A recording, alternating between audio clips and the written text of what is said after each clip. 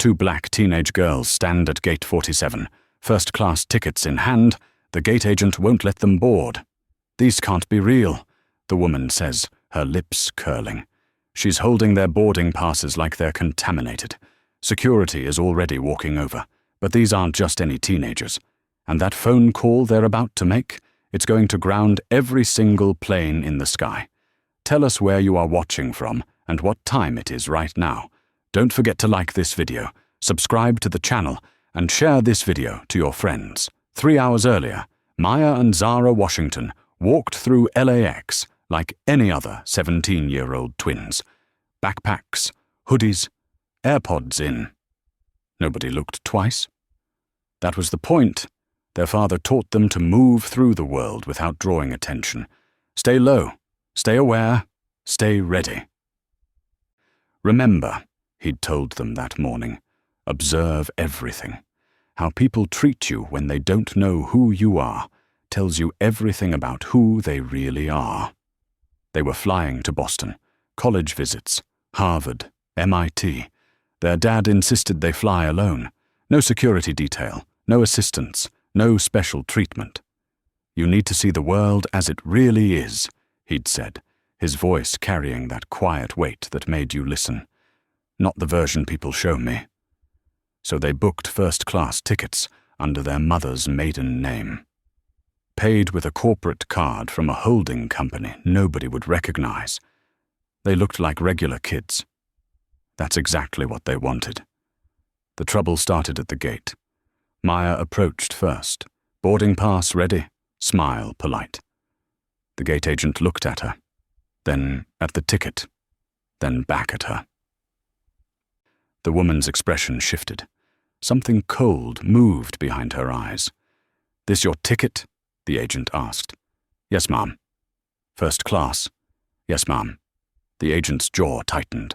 She scanned the barcode. It beeped. Valid, but instead of letting Maya through, she picked up her phone, whispered something. 2 other airline employees appeared. One of them was the supervisor. Badge said, "Mitchell." "There a problem?" Zara asked, stepping beside her sister. Mitchell looked them up and down. His gaze lingered too long. "We need to verify these tickets." "They already scanned," Maya said calmly. "Sometimes the system glitches." Mitchell's tone made it clear this wasn't about the system. "Where'd you get these tickets?" "We bought them." "You bought first-class tickets." Not a question, an accusation. "Yes." "How old are you?" 17. Mitchell smirked. "Right. And I'm supposed to believe 2 teenagers can afford $4,000 tickets?" The words hung in the air. Other passengers were watching now, phones coming out, cameras pointed. Maya felt her pulse quicken, but she remembered her father's voice. "Stay calm. Let them reveal themselves." "We can show you our IDs," Zara offered. "Oh, I'm sure you have IDs," Mitchell said. "Question is whether those tickets are really yours, or if you got them some other way." The implication was clear. Stolen, scammed, illegal. Because 2 black girls couldn't possibly belong in first class. Security arrived. 2 officers, 1 white, 1 Latino. The Latino officer looked uncomfortable. The white one looked eager. "These girls have suspicious tickets," Mitchell announced.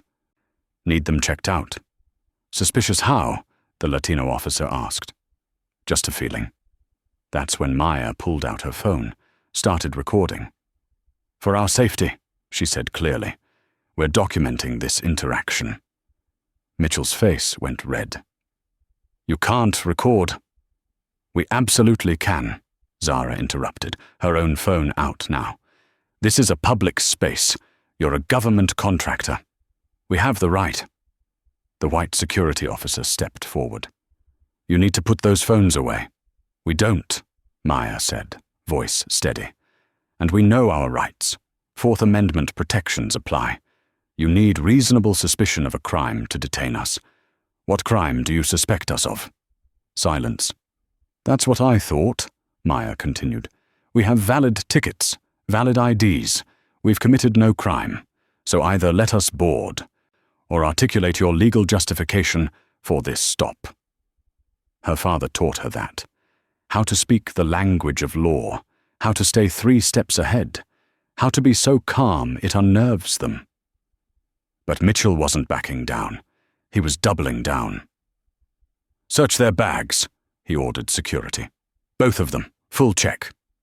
The white officer moved fast, grabbed Maya's backpack, dumped it on the floor. Textbooks, notebooks, a laptop, college brochures scattered everywhere. He picked through it like he was searching for drugs, found nothing. Passengers were filming everything now. A woman whispered to her husband. A man shook his head in disgust. But nobody intervened. They never do. Zara's bag got the same treatment, same result. Nothing.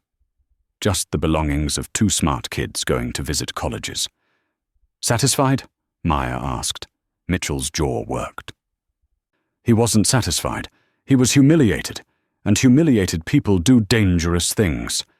"These tickets are flagged in the system," he lied. "I'm confiscating them pending investigation." "You can't do that," Zara said. "Watch me." Mitchell grabbed both boarding passes, ripped them, handed them to the gate agent. "Process refunds. These passengers aren't flying today." The gate agent's eyes went wide. Even she knew this was wrong, but she didn't say anything, just nodded.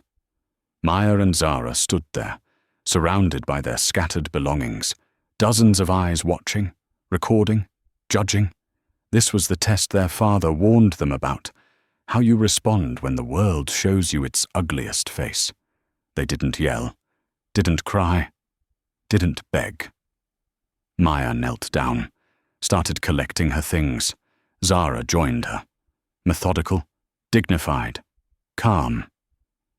But Maya's hand shook slightly as she picked up a Harvard brochure, because this wasn't supposed to happen, not in 2024, not at a major airport, not to kids who'd done everything right. Then it got worse. "Hold on," a voice called out. A white couple in their 50s approached the gate. Designer luggage, expensive watches. The man waved his phone. "We just got upgraded to first class, seats 2A and 2B.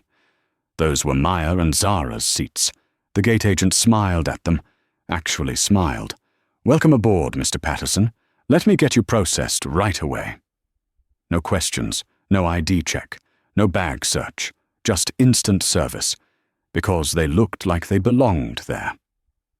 Maya stood up slowly. She looked at Zara. Something passed between them. A silent conversation only twins can have.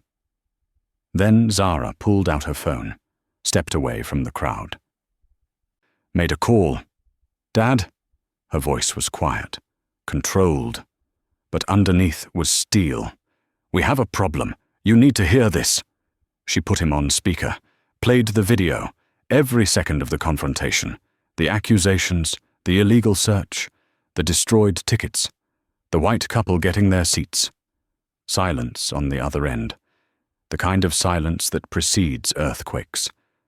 Then a voice, calm, measured, each word dropping like a stone into still water.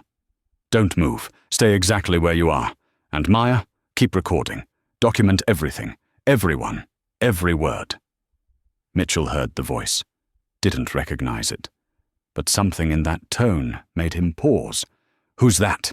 he demanded. "Who are you talking to?" Maya smiled, not a happy smile, the smile you give someone who just made a terrible mistake. "Someone you really should have asked about before you tore up our tickets." Zara turned her phone around, showed Mitchell the screen, the call duration, and the contact name. Mitchell's face went white. Because at Gate 47 of LAX, 2 girls in hoodies weren't just anyone's daughters. And that phone call, it wasn't going to customer service. It was going directly to the one person who could make Mitchell's entire career disappear. The same person who could ground a whole fleet with a single word. The same person who'd been waiting for exactly this moment to prove what he'd suspected all along about his company's culture. And now the reckoning was coming. Mitchell stared at the phone screen. The contact name burned into his vision. His mouth opened. Nothing came out. Because this wasn't possible. This couldn't be real. "That's not," he started. "It is," Maya said simply. The man's voice came through the speaker again.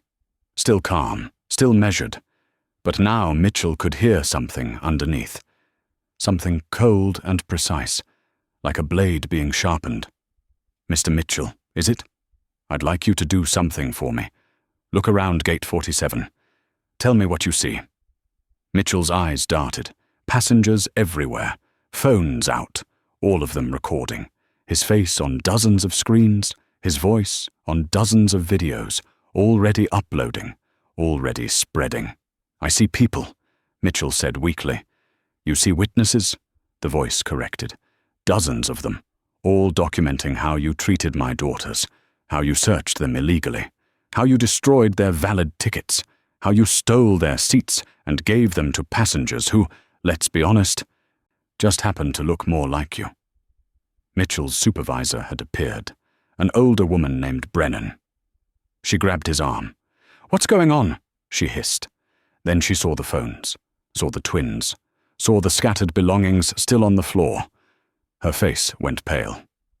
"Put him on speaker," Brennan said to Zara. Not a request, an order.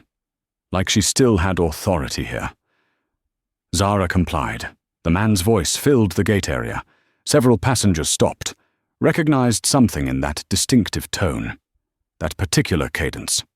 One woman gasped, whispered to her husband, "This is Susan Brennan, Senior Operations Manager for Pacific Gateway Airlines," Brennan said, voice shaking slightly. "Sir, I apologize for any misunderstanding. I'm sure we can resolve this quickly. We'll get your daughters on the next available flight." The next available flight. The man let those words hang.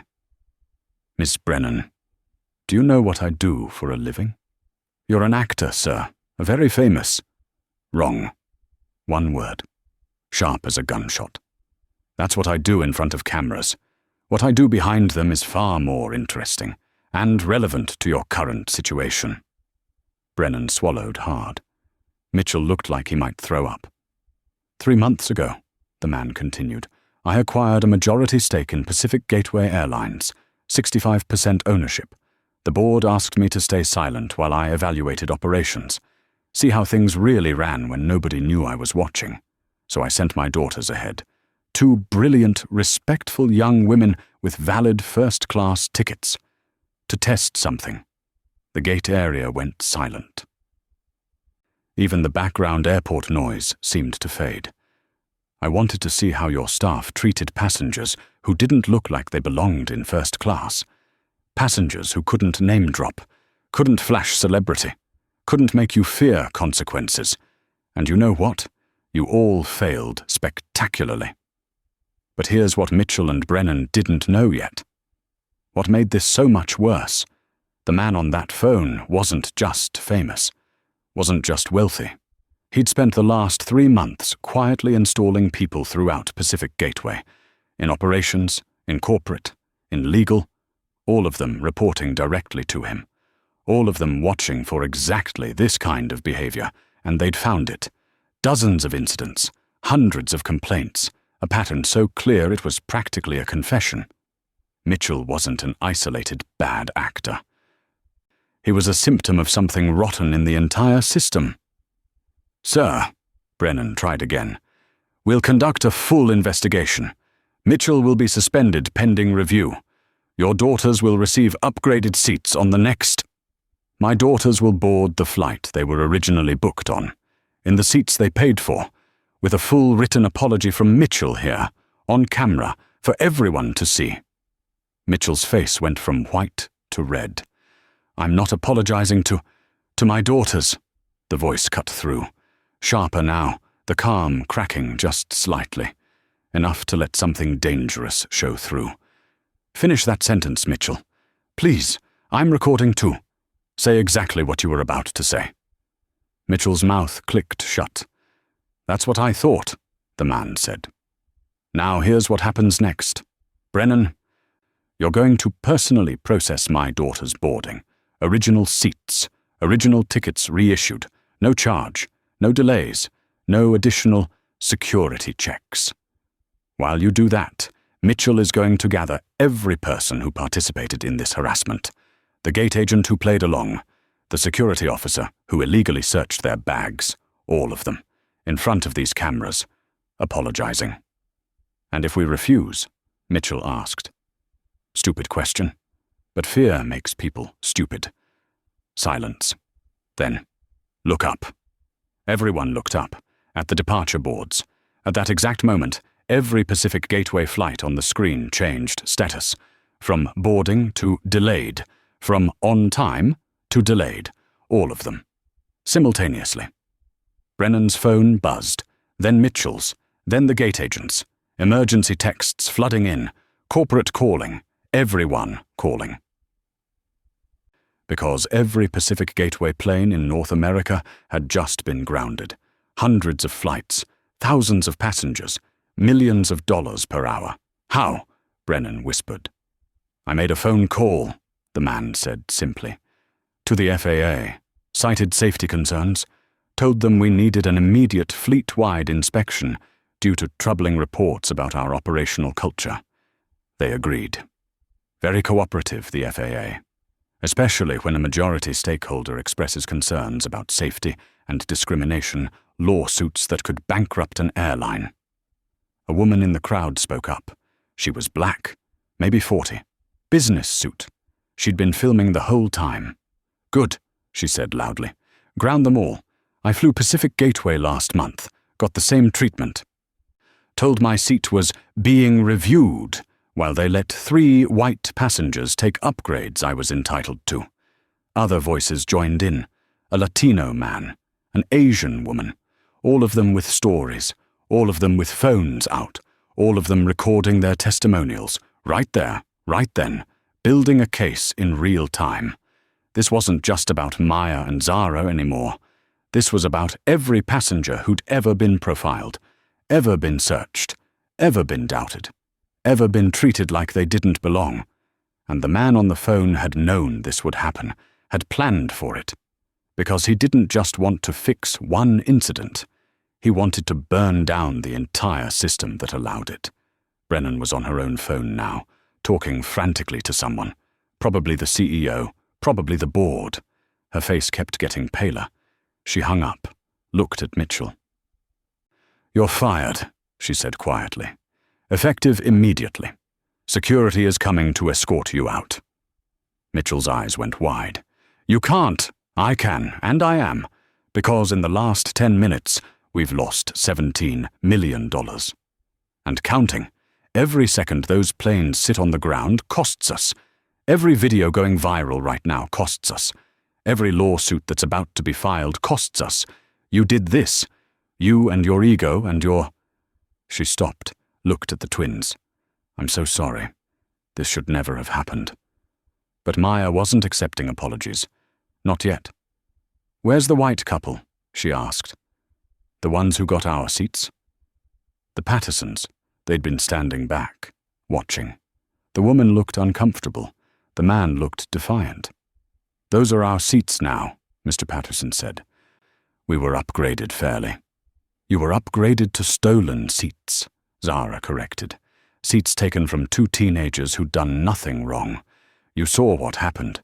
You could have said something, could have refused. But you didn't, because you benefited from our discrimination. Patterson's face went hard. I'm not giving up my upgrade because you two are making a scene. Wrong thing to say, because that's when the man on the phone spoke again, and his voice had changed. No more measured calm, no more strategic patience.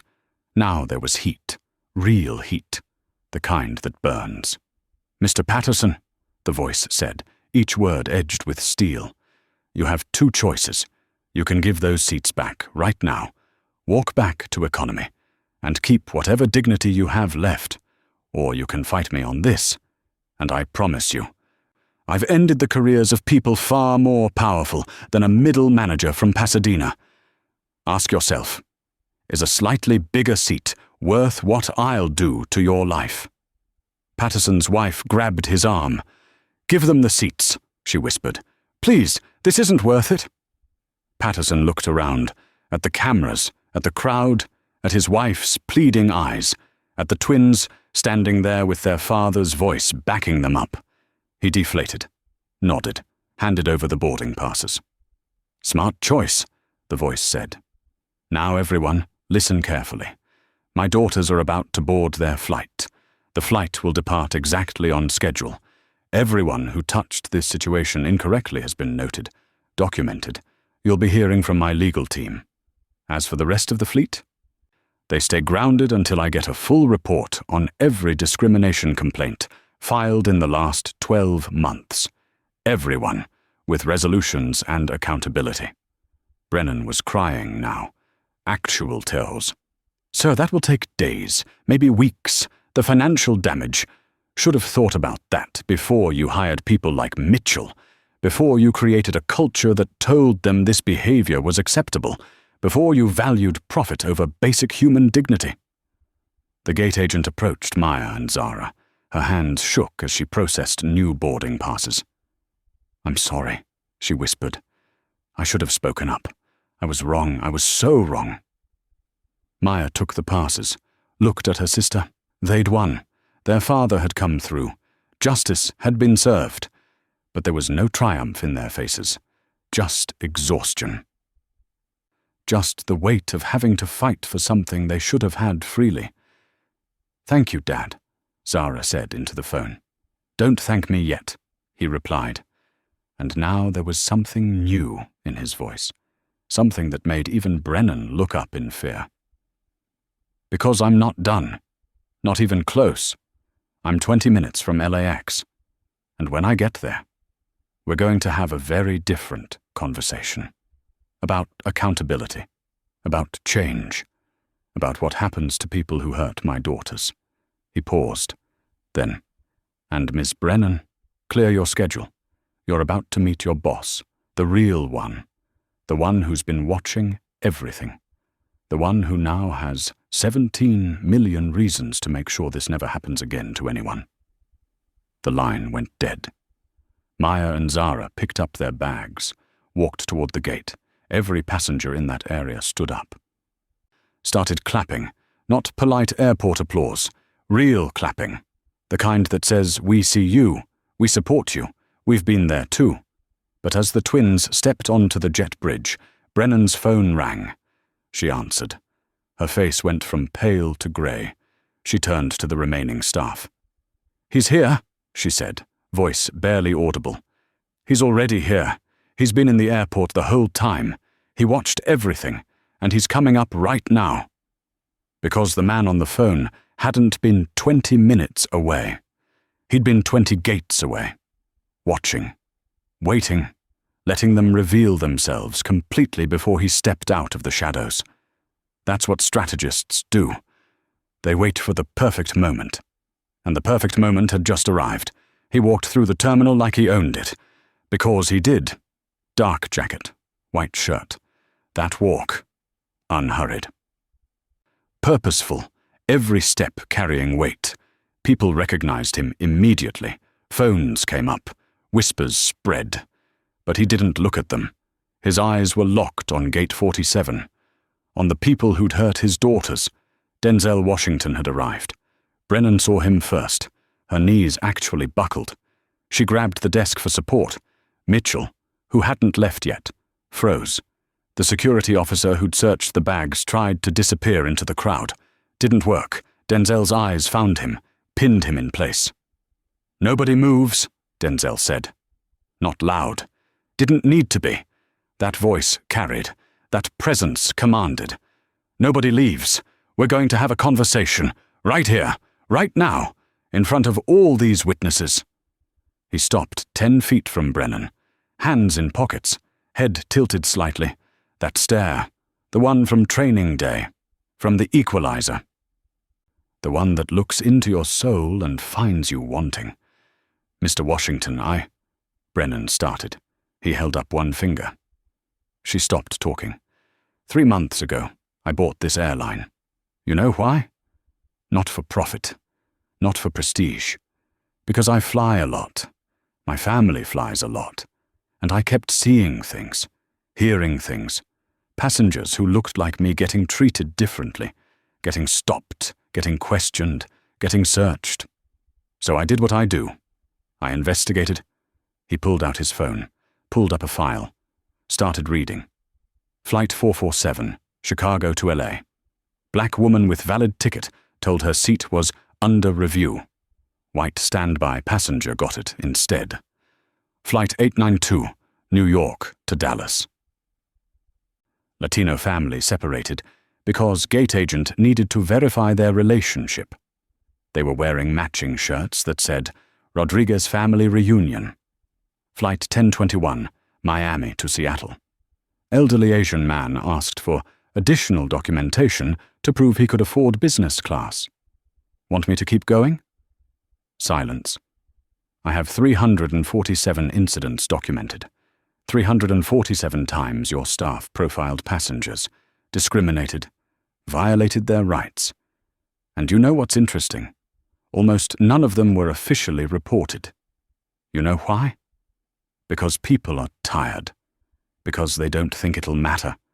Because the system protects you and exhausts them. He took a step forward. Brennan took a step back. But my daughters reported it. To me. In real time. With video evidence. And now? Now it matters. Now there are consequences. Real ones. Mitchell finally found his voice. You can't ground an entire fleet because of one incident. Denzel's head turned. Slowly. That stare locked onto Mitchell. The man actually whimpered. One incident? Denzel's voice dropped lower. Quieter. More dangerous. You illegally detained 2 minors, searched them without cause, destroyed their property, stole their seats, and gave them to passengers whose only qualification was being white. You didn't commit 1 crime, you committed 6, and you did it on camera, in front of witnesses, while they told you explicitly what their rights were. He pulled out another phone. This one was different. Played a video. Mitchell's voice came through clearly. Question is whether those tickets are really yours, or if you got them some other way. What did you mean by that, Mitchell? Some other way? Say it, out loud, for everyone. What were you implying about my daughters? Mitchell's mouth opened and closed. No sound came out. That's what I thought. Because you can't say it. Can't admit what you really meant. Because then everyone would know. Would see the racism you tried to hide behind policy and procedures and just doing my job. Denzel turned to the crowd, to all the passengers still watching, still recording. You want to know what justice looks like? Watch. Because it doesn't always come in a courtroom. Sometimes it comes in public. Sometimes it comes fast. He pulled up his phone, made a call. This is Washington. Execute Protocol 7. Within seconds, every screen in the terminal changed. Every departure board. Every gate display. All of them showing the same thing. A press release from Pacific Gateway Airlines announcing immediate leadership changes. The CEO stepping down. The COO resigning. The entire executive team under investigation. And at the bottom, a single line. Pacific Gateway Airlines is under new management. Culture change begins today. Brennan gasped. They can't. The board would never. I am the board, Denzel said simply, majority shareholder. And I just voted, unanimously, for new leadership, for accountability, for transparency. Every discrimination complaint will be investigated by an independent firm. Every victim will be compensated. Every employee who participated will be held responsible. He turned back to Mitchell. You're not just fired, you're blacklisted. Every airline, every airport, every transportation company in North America will know your name, know what you did, know that you're a liability. You'll never work in this industry again. Mitchell's face crumbled. I have a family. I have bills. You can't. My daughters have dignity and rights, and a father who will burn down anyone who tries to take those away. You made a choice today. Live with it. But Denzel wasn't done. Because this wasn't just about punishment. It was about change, real change, the kind that echoes. He pulled out a tablet, started typing, broadcasting to every Pacific Gateway employee in real time. This is Denzel Washington, majority owner. As of today, we implement the following: mandatory bias training for all staff, independent oversight committee for complaints, public quarterly reports on discrimination incidents, zero tolerance policy for profiling, and a new passenger Bill of Rights displayed at every gate, in every language. He looked up at the cameras, at the dozens of passengers still filming, and to every person who's ever been treated like my daughters were today. File a complaint. Today, right now, use the hashtag on your screen. Tell your story, because I'm listening. My legal team is listening, and we're going to make this right. The Pattersons were still there, still watching. The wife had tears in her eyes. The husband looked like he wanted to disappear into the floor. "Mr. Patterson," Denzel said, voice softer now, "you had a choice too. When you saw what was happening, you could have said no to those seats, could have stood with my daughters instead of benefiting from their discrimination. That's called being complicit. Remember that, because your kids are watching, and they just learned what you value more than doing the right thing." Patterson grabbed his wife's hand. They left, fast, heads down, shame following them. Brennan was on her phone again, frantic. "They're calling a board meeting. They want you there. They're talking about settlements, about policy changes, about, tell them I'll be there in an hour, after I board my daughter's flight, after I watch them take off safely, after I make sure they're okay. Because that's what fathers do. We protect, we prioritize, we put our children first, always." He walked toward the jet bridge, toward his daughters. The crowd parted. Several people reached out, touched his arm, said thank you, said this happened to me too, said you're doing the right thing. Maya and Zara were waiting at the aircraft door. When they saw him, their composure finally broke. They ran. He caught them, held them tight. "You did good," he said quietly, so only they could hear. "You stayed calm, stayed smart, stayed strong. I'm so proud of you." "We were scared," Maya whispered. "Being scared and being brave aren't opposites. Being scared and acting anyway? That's courage. That's what you showed today." He pulled back, looked at both of them. "This won't be the last time someone judges you by how you look instead of who you are. But now you know. You can handle it. You have the tools, the knowledge, the strength, and you'll always have me." They boarded together, father and daughters. The flight crew, who'd heard everything, upgraded him on the spot. Sat them together. First class, where they always belonged. As the plane pushed back from the gate, Denzel looked out the window, saw Brennan on the phone, saw new security escorting Mitchell out, saw passengers still filming, still posting, still spreading the story. By the time they reached cruising altitude, the story had gone viral. Millions of views, thousands of comments, news outlets picking it up, politicians responding, other airlines issuing statements, the entire industry watching. One incident, one phone call, one father refusing to let injustice stand. But it wasn't about him. It was about Maya and Zara. About every passenger who'd been profiled. About sending a message so loud it couldn't be ignored. Dignity isn't negotiable. Rights aren't suggestions. And when you hurt the vulnerable, sometimes the powerful fight back. 3 weeks later, Pacific Gateway settled 216 discrimination complaints. Total payout, $43 million. New policies were implemented across the industry. The DOT opened investigations into 12 other airlines. Congress held hearings. Maya and Zara got into Harvard. Both of them. Full rides. When they told their father, he smiled that smile. The proud one. The one that says I always knew. "Think you're ready for Boston?" he asked. After what we survived at LAX? Maya laughed. College will be easy. But Denzel knew better. Knew the fight never really ends. Knew his daughters would face more challenges. More moments where someone judged them unfairly. More tests of their character and courage. But now they knew something important. They weren't alone. They had each other. They had him. They had their voice, their power, their rights. And they had proof that sometimes, just sometimes, karma comes fast, hits hard, and changes everything. If you enjoyed this story, hit that like button and subscribe to the channel. Comment below and tell us which part of the story you enjoyed the most. And don't forget to check out the 2 new life stories recommended on your screen right now.